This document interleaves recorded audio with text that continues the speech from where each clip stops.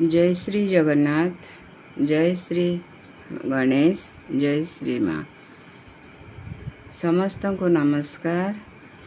Welcome to my YouTube channel doctor Surekha Das YouTube channel.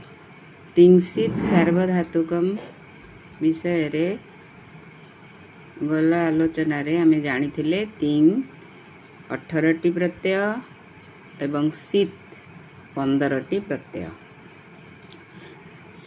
तीन प्रत्यय विषय रे जानी थिले एवं शीत प्रत्यय विषय रे जहाँ भी कही कटि जाइथिला आधार। शीत कहिले तालव्य स इत होइथिबा प्रत्यय को शीत प्रत्यय कहा जाए।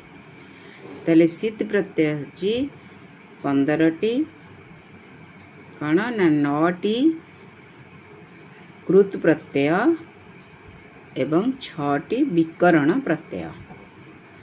9टी कृत प्रत्यय जहाँकि तालव्य स इत होइथिबा प्रत्यय सेगुड़िक हेउछन्ति शत्रु, सानच, सानन, चानस, खस, स, एस, सधेई, सधेई, सधेइनी माने न हळंत।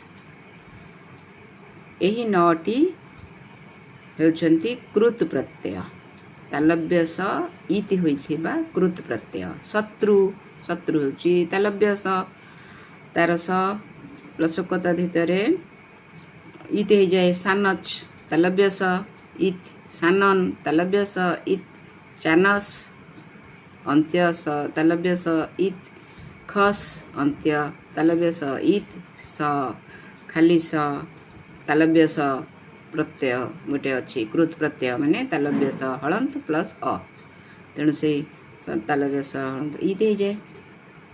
ऐ एस सधे सधे ये है 9टी तालव्य स इत होइथिबा कृत प्रत्यय एवं 6टी विकरण प्रत्यय जहाँकि तालव्य स इत होइथिबा प्रत्यय।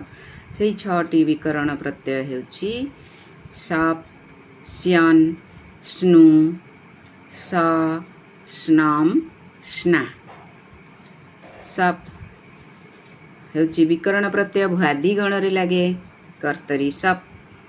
स्यन दिवादि गण रे लागे स्नु, स, स्नाम, स्ना। एही भली 6टी विकरण प्रत्यय। ताले 9 तालव्य स इति होइतिबा विकरण प्रत्यय।